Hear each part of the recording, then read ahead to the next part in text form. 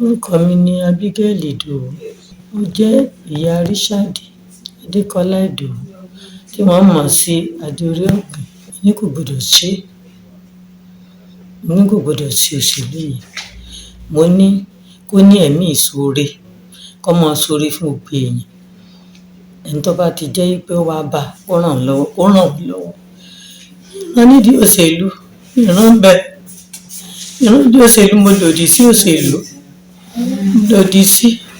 Ní alẹ́ Saturday nìkan bí aago 12 lẹni tó jẹ́ ẹ̀gbọ́n rẹ̀, tó jẹ́ ọmọ mi obìnrin, ló wá bá wa.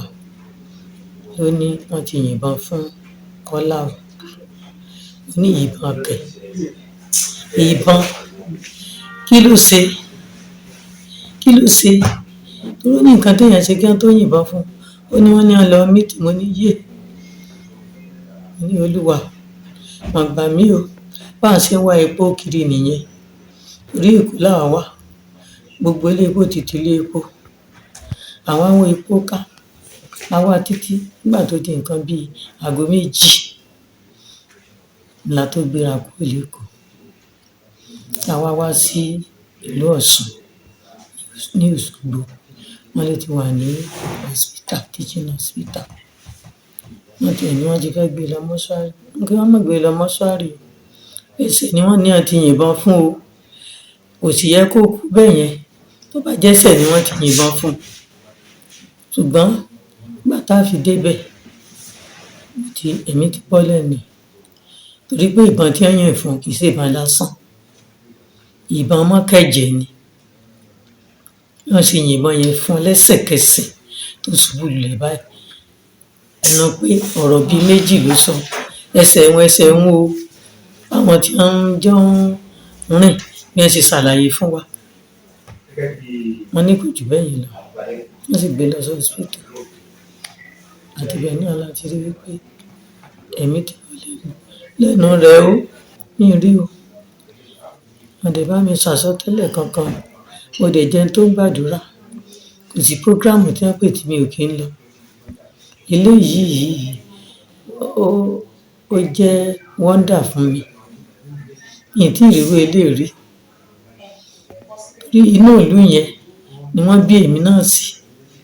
Ìlú yẹn náà mo bí ọmọ yẹn sí. Ilé ọkọ mi ni ilé Àlàbí, ilé Àsù, nísàlẹ̀ ọjà.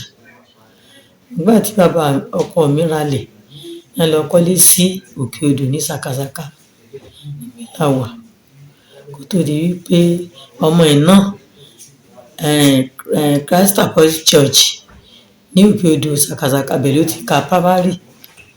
Ṣùgbọ́n kò jáde tán bẹ̀ tó jẹ́ pé bàbá ẹ̀ wọ́n ti ṣiṣẹ́ ní Jẹ́bà ńgbà yẹn. Àti mo lọ sí Jẹ́bà tó fi lọ parí. Ẹ mọ̀ pé àwọn ò gbé bí. Ṣùgbọ́n tá a bá lọ pé a ní ìjọsìn láti sùn síbẹ̀ rí. Ní Ìjìgbò, l'Ékòó.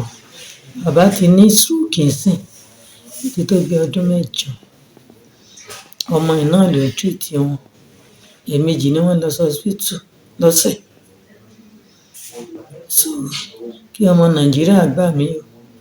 Kí wọ́n má jẹ́ kí ìyà yẹn jẹ wá gbé. Ìrànlọ́wọ́ tí wọ́n bá lè ṣe lórí ikú tó pa Richard Adékọ́lá Ìdòwú tí wọ́n mọ̀ sí Adé-orí Ọ̀kín. Kí ìjọba orílẹ̀-èdè kó ràn wá lọ́wọ́. Kí wọ́n bá wa ṣèwádìí fínífíní.